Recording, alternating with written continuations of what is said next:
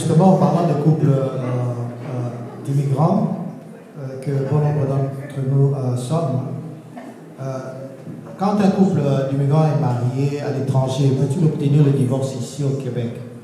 Je voudrais en même temps poser 2 ou 3 autres questions afin que vous puissiez répondre à ça immédiatement et rapidement.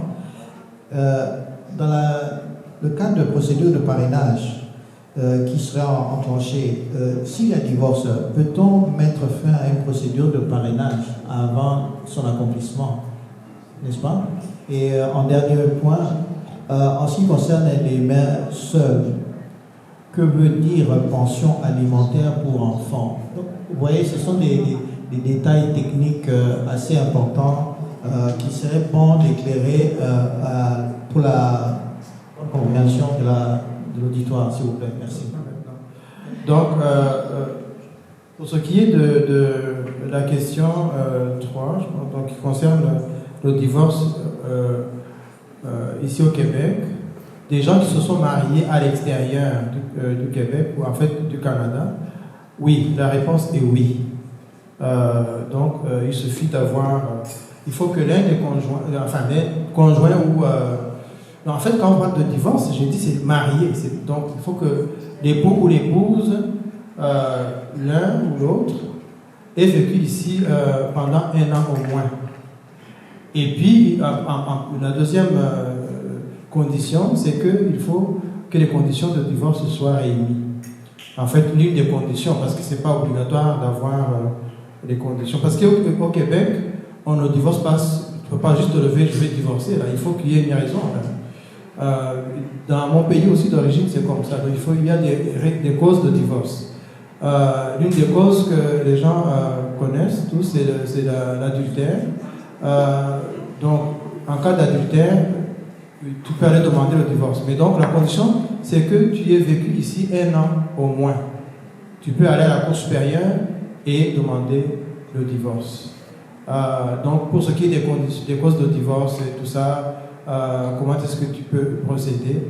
Moi, je te conseille d'aller voir un avocat s'il y a un besoin. Mais je ne vous souhaite pas de divorcer. Alors, pour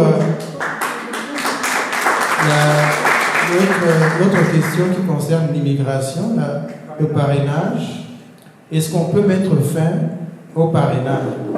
En fait, j'ai recherché la question, j'ai vu que même sur le site de l'immigration, cette réponse-là existe.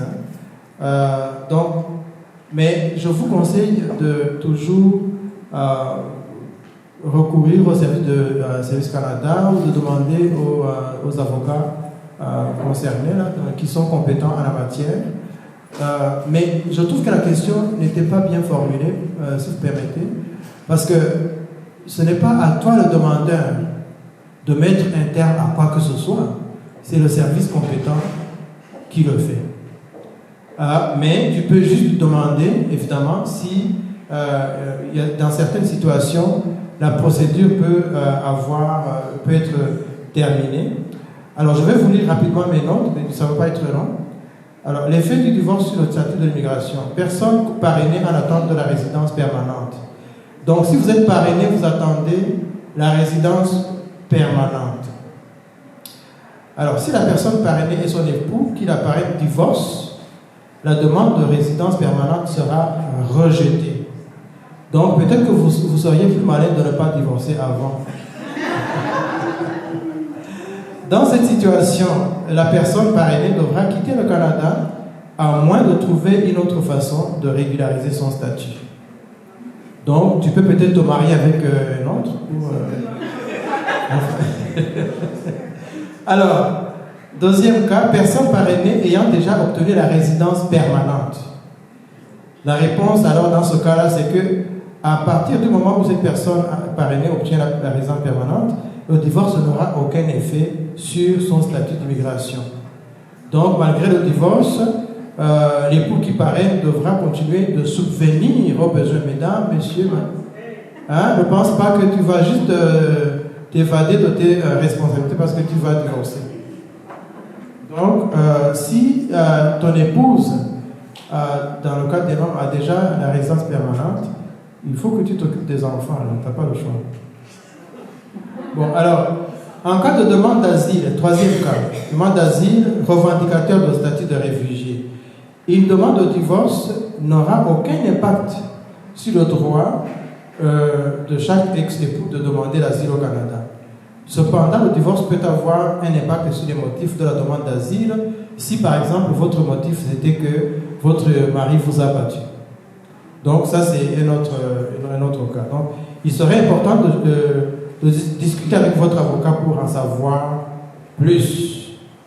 Alors, si vous avez fait une demande conjointe, la demande va être divisée, donc ça sera maintenant des demandes individuelles.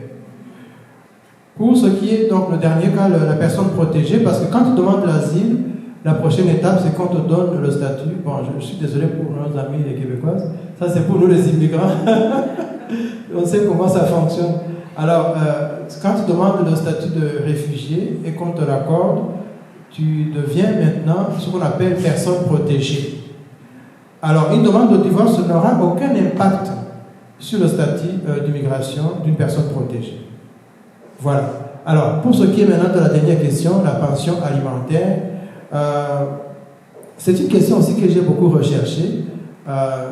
J'ai travaillé pendant 6 ans à la Cour supérieure du Québec pour un juge justement qui est fédéral, parce que la Cour supérieure du Québec est une cour fédérale, pour ceux qui ne le savent pas. Donc, les décisions qui sont rendues sont de compétence fédérale.